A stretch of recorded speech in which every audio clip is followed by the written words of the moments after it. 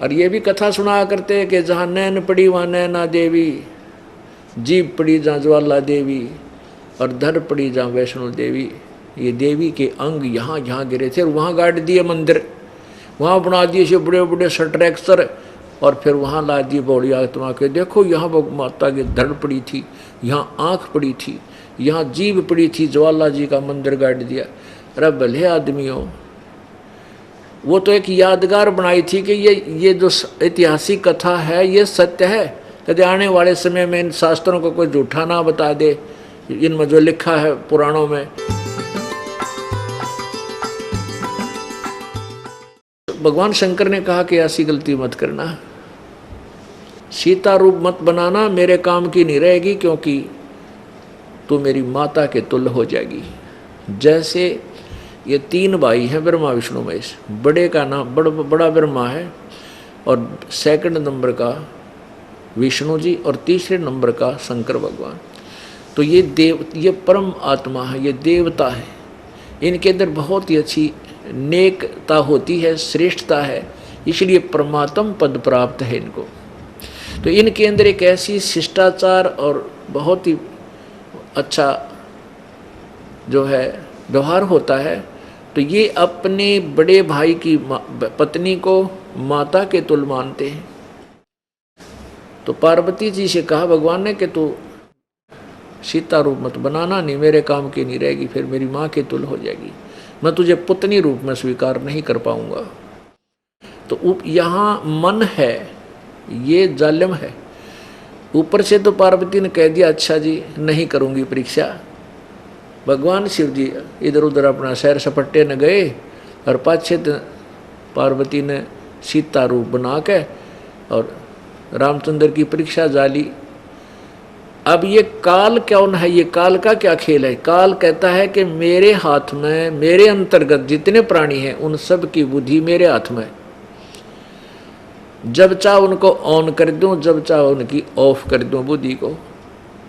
तो पहले तो रामचंद्र की बुद्धि काल ने ऑफ कर दी कि उसको ये नहीं पता तेरी पत्नी कौन ले गया। और जब पार्वती सीता रूप बना के गई तो उस रामचंद्र की बुद्धि ऑन कर दी, दिव्य दृष्टि दे दी। तो श्री रामचंद्र जी ने कहा कि हे दक्ष पुत्री माया, हे दक्ष की बेटी, तू यहाँ कैसे आ गई? भगवान शंकर को कहाँ छोड़ आई? तब पार्वती बड़ी शर्मिंदा हुई और चरण दिए, प्रणाम किया कि सचमुच आपको ठीक ही भगवान शंकर आपको प्रणाम कर रहे थे, आप तो अंतर्यामी हैं। अरे काल ने अब वो अंतर्यामी सिद्ध कर दिया। अब इस क्योंकि 21 ब्रह्मांड के प्राणी काल के रिमोट से चलते हैं, और काल माने ब्रह्म, काल कहो चाहे ब्रह्म कहो। और जब हम परमात्मा कबीर जी की शरण में आ जाते हैं तो काल का रिमोट काम करना बंद कर जाता है, वो निष्क्रिय हो जाता है, फिर हमारा कंट्रोलर, हमारा स्वामी हो जाता है। तो इसलिए हम काल के इन बकवादां से बचने लग जाएंगे। अब क्या हुआ?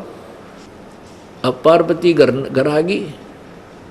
अब काल ने उधर से उस शंकर भगवान की अंदर एक ऐसी प्रेरणा कर दी, मन मन में कचोट दिया उसको कि पार्वती अवश्य गड़बड़ करके आई है, इसने परीक्षा ली है। अब काल ने प्रेरित कर दिया उसको, बहुत ज़्यादा प्रभावित कर दिया। आके पार्वती से पूछा कि तू परीक्षा ले आई? पार्वती नाटकी ना, परीक्षा नहीं ली भगवान मैंने, मेरा तो झूठ बोलती है, तूने परीक्षा ली है, अब तो मेरे काम की नहीं रही। अब पार्वती ने सोचा अंतर्यामी है, इसने जान लिया होगा, लेकिन काल ने उसके अंदर ऐसी दृढ़ता भर दी। अंदर कई बार एक ऐसी हमारे अंदर प्रेरणा होती है कि इस आदमी ने ये गलती अवश्य की है, वो पक्की मान जाता है, आत्मा अंदर से स्वीकार करती है और वो सत्य हो जाती है। पार्वती भी समझ गई कि ये तो भगवान है और जान गए तेरी नालायकी न, और ये पक्के अपनी जुबान के, अपने वचन के, अब तेरे को ये पत्नी रूप में स्वीकार नहीं करेंगे। भगवान शंकर ने मन में ठान ली कि अभी पार्वती से प्रिय मैं किसी को नहीं मानू था, और आज इसने मेरे साथ धोखा कर दिया, झूठ बोलकर वह सीता बन बैठी, सीता राम के पास चली गई, राम विष्णु के पास, कल को या कुछ और भी हरकत कर सकती है, झूठी और कपटी है। तो इसलिए इसने क्या विचार किया कि मैंने शादी कराई, मेरे अंदर वासना थी, कामदेव रजोगुण प्रभावित हूँ मैं, मेरे अंदर ये प्रभाव था, तो इस विषय वासना मेरे अंदर थी, इसलिए मैंने ब्याह करवाना पड़ा। तो क्यों ना मैं अपने इस वासना को नष्ट करूं अभ्यास से। ना रहेगा बांस ना बजेगी बांसुरी। इस दृष्टिकोण से उन्होंने पार्वती से कोई भी शारीरिक संबंध नहीं रखा। अब पार्वती समझ गई कि या यो पक्का अपनी हट का पक्के हैं, अब ये मेरे से बात नहीं करेगा, यहाँ तो फिर यो जीवन नरक हो गया मेरा। दो आदमी आपस में बोल रहे नहीं, यहाँ मैं रह के करूँगी क्या। तो जब लड़की अपने पति यानी अपने ससुराल में दुखी हो जाती है, अपने घर को चलती है, तो फिर वो अपने पिता दक्ष के घर पे आ गई। कौन? वो पार्वती, उमा। तो वहाँ क्या देखा कि राजा दक्ष उनके पिताजी ने एक यज्ञ कर रखी, और यज्ञ में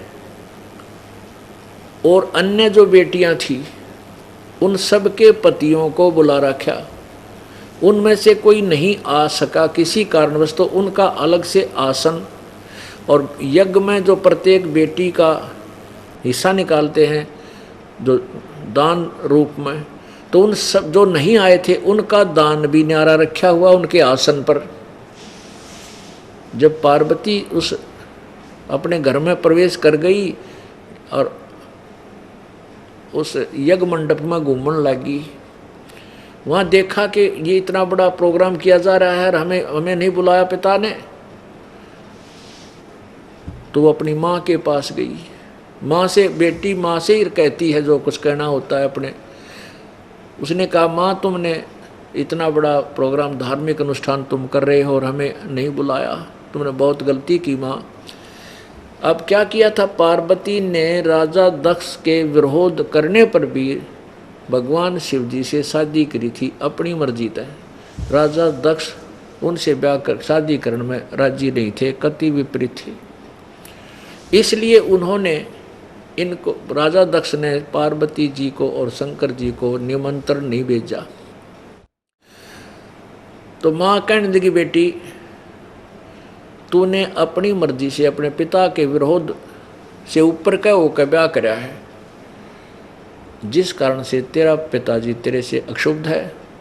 और मेरी नहीं मानता, मैंने बहुत कही थी कि बेटी को बुला ले, कोई बात ना, बच्चे तो गलती कर दिया करते हैं, माँ बाप ने नहीं करना चाहिए। तो वो कहने लगा, नहीं, उसकी मैं शक्ल भी देखना नहीं चाहता। इसी से बूढ़े सरेड फिरड आदमी की शंकर भगवान के विषय में दक्ष के विचार थे कि मैं अपनी बेइज्जती ना करवाऊँ। इसे बूढ़े गड़ में नाग टांगे अंडा बौड़ी बूचेंगी तरह फिर है वो, मैं नहीं उसको बुलाना चाहता, अपनी बेइज्जती कराऊँ, मेरी इज्जत का नाश हो जाएगा। अब देखो पुण्यात्माओं, इन दक्ष राजा की बड़ी बड़ी महिमा गाई गई है इनमें पुराणों में। इनके विचार इतने घटिया थे, कोई बात थी या है? जिसको दुनिया भगवान माने शंकर ने, उसने बौड़ी बूझ कर है, कितनी बुद्धि थी उस राजा दक्ष में। तो ऐसे ही बुद्धिहीन व्यक्ति पिछले संस्कार के चाहे वो राजा भी बन जाते हैं, अंत में विनाश को प्राप्त हुआ करते हैं। अपने संस्कार से राजा बन गया, लेकिन विवेकहीन राजा भी व्यर्थ होता है, वो प्रजा का नाशक होता है। ठीक है, उसका राज्य तो जब तक रहेगा जब तक उसके पुण्य है, परंतु पाप गणे को मा लेगा वो। ऐसा ही राजा दक्ष था। फिर पार्वती ने राजा दक्ष से कहा कि पिताजी आपने अपने दामाद को आमंत्रित नहीं किया, ना हमें बुलाया। दक्ष के यही विचार थे कि कौन बुलाया उस अबसी को, मैंने अपनी इंसल्ट करानी है क्या, और तू किसके बुलाने से आ गई, तू कैसे आ गई, तेरे को मैंने बुलाया नहीं, तू कैसे आ गई, मेरे से ऊपर से होकर तूने शादी की थी और तू क्यों आई बिना बुलाई। इस बात का दुख मानेगी पार्वती जी कि उधर तो शिव जी बात नहीं करता मेरे, तो वहाँ करूँगी क्या जाकर अपने ससुराल में, और पीर में मेरा ये हाल। तो वो कहती हैं, पिताजी अब कराती हूँ तेरे यज्ञ को पूर्ण। वहाँ ये इतना बड़ा खड्डा बना कर, गड्ढा सा बना कर, उसमें हवन कुंड बना रखा था, गिरा करते घी धड़ी धड़ी एक कप कौन सा करते डालना हो सेन। तो वो एकदम ने इतनी जबरदस्त आग जल रही थी उस हवन में, पार्वती उसके अंदर जंप लगाएगी, कूद गई हवन के अंदर, हवन कुंड में कूद गई। एकदम जल्दी से वही ब्रह्म हत्या होगी नो करके, और पानी पूनी डाल के फटाफट निकालता दी, लेकिन वो मर चुकी थी। उसके अस्थि शेष थी, पिंजर न्यू का न्यू था अस्थि पिंजर, और खाल कति जड़ गई थी, साफ हो गई थी। अब शंकर भगवान को पता चला। अब ज्यादा कथा ना सुना के हम अपने उस पॉइंट पर आएंगे जो आज का ये क्लियर करना चाहते हैं। अब शंकर भगवान आए, उन्होंने देखा कि पार्वती तो मर गई। अब वहाँ तो परमात्मा भगवान शंकर जी कितने करड़े हो रहे थे, दृढ़ निश्चय कर लिया था मैं इस तो बात नहीं करूं। अब देखो वो मोह भगवान जो तीन गुणों से ये बांध रखे, तीनों गुण युक्त हैं ब्रह्मा विष्णु महेश, और इन्हीं के मोह से, इन्हीं से निकल रही वो शक्ति से ये स्वयं भी प्रभावित रहते हैं। तो उस मोह के कारण जब उसने देखा पार्वती मरी पड़ी है, उसका अस्थि पंजर शेष है, उसको उठा लिया। हाय पार्वती हाय पार्वती हाय पार्वती न्यू करते पागलों की तरह कहते हैं 10,000 तक, जिस तरह दंडी स्वामी लाठी न ठाए डंडे ठाए अंडा कराएं, और उसको रखेंगे तो ऊपर रखेंगे नो खूटियों पर, नीचे नहीं रखते। वो डंडी, उस डंडी ने भगवान मान लेते। ऐसे उस अस्थि पिंजर को पार्वती मान के इतनी मोह अंधे हो गए मोह में भगवान शिव, और सीने से लगाए फिर रहे पार्वती 10,000 वर्ष तक उठाए फिरेंगे उस आड्डों को। तब काल भगवान ने सुदर्शन चक्र छोड़ा विष्णु रूप बना के, और सुदर्शन चक्र से उस अस्थि पिंजर के पार्वती वाले उस दक्ष बेटी माया के जो शरीर के वो अस्थि पिंजर के टुकड़े टुकड़े कर दिए।